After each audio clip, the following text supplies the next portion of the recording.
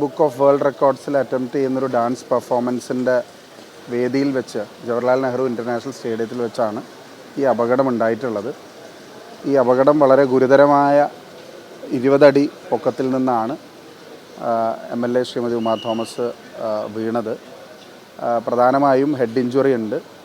അതുപോലെ തന്നെ മറ്റ് പല ഭാഗങ്ങളിലും പരിക്കുകൾ ഉണ്ടായിട്ടുണ്ട്. അത് സംബന്ധിച്ചിട്ടുള്ള മെഡിക്കൽ ബുള്ളറ്റിൻ അല്പസമയത്തിനകം ആശുപത്രി അധികൃതർ തന്നെ പുറത്തിറക്കും. ന്യൂറോ സർജൻ അടക്കമുള്ള എല്ലാ പ്രധാനപ്പെട്ട ഞായറാഴ്ച ആയതുകൊണ്ട് തന്നെ അവരെല്ലാം പല സ്ഥലങ്ങളിൽ നിന്നായി എത്തിച്ചേർന്നു.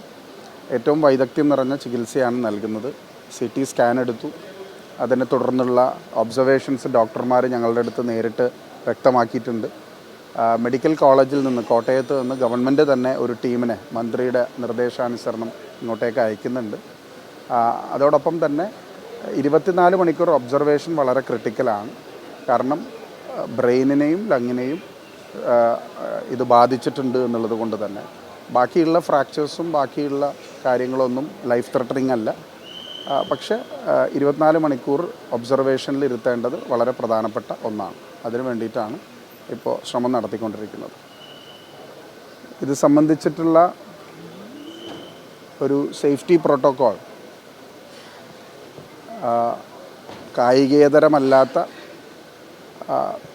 പരിപാടികൾ നടക്കുമ്പോൾ അത് പാലിക്കപ്പെടേണ്ട സേഫ്റ്റി പ്രോട്ടോക്കോളിനെക്കുറിച്ചും ഞങ്ങൾ പല ആളുകളും ആശങ്ക ഉന്നയിച്ചിട്ടുണ്ട്. കാരണം അവിടെ ഉണ്ടായിരുന്ന സ്റ്റേജ് എന്ന് പറയുന്നത് ഗാലറിയുടെ പുറത്ത് നിർമ്മിച്ച സ്റ്റേജാണ്. ആ വലിയ സ്റ്റേജുമല്ല, ആ സ്റ്റേജിനോട് മുൻവശത്തായി മറ്റൊരു ചെറു സ്റ്റേജ്, ഒരു ആൾക്ക് നടന്നു പോകാൻ കഴിയാവുന്ന അത്രയും സ്ഥലം മാത്രമുള്ള സ്ഥലത്തായിരുന്നു ഈ ഉദ്ഘാടന ചടങ്ങ് സംഘടിപ്പിച്ചത്. അവിടെ ഒരു ബാരിക്കേഡിംഗ് സിസ്റ്റം ഉണ്ടായിരുന്നില്ല. അവിടെ ഒരു ക്യൂ മാനേജർ മാത്രമാണ് ഉണ്ടായിരുന്നത്.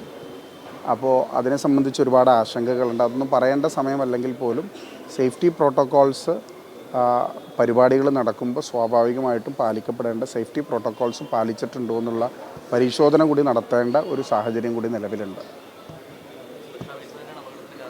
അല്ല, ഞാൻ അതിനെക്കുറിച്ച് ഈ ഒരു സമയത്തൊരു ക്രിട്ടിക്കൽ കമൻറ്റ് നടത്താൻ ആഗ്രഹിക്കുന്നില്ല. പക്ഷേ ഇത് ഒരു ഒറ്റപ്പെട്ട സംഭവമായി കാണാതെ ഇത് ഞാൻ പറഞ്ഞല്ലോ, സ്റ്റേഡിയത്തിൽ ഒരു ക്രിക്കറ്റ് മാച്ചോ ഫുട്ബോൾ മാച്ചോ നടത്തുമ്പോൾ കായിക താരങ്ങൾ മാത്രമാണ് ഗ്രൗണ്ടിൽ ഉണ്ടാകുന്നത്. ബാക്കിയുള്ള ആളുകൾ വളരെ സേഫായിട്ട് ഗാലറിയിലാണ് ഇരിക്കാറുള്ളത്. അല്ലെങ്കിൽ അതിനനുസൃതമായ VIP സീറ്റിംഗ് അരീനാസ് ഉണ്ടാകാറുണ്ട്. പക്ഷേ ഇത് സ്റ്റേജ് നിർമ്മിച്ചിട്ടുണ്ടായിരുന്നു. സംഘാടകർ ഇതിൻ്റെ മുൻവശത്തൊരു സ്റ്റേജ് നിർമ്മിച്ചിട്ടുണ്ടായിരുന്നു.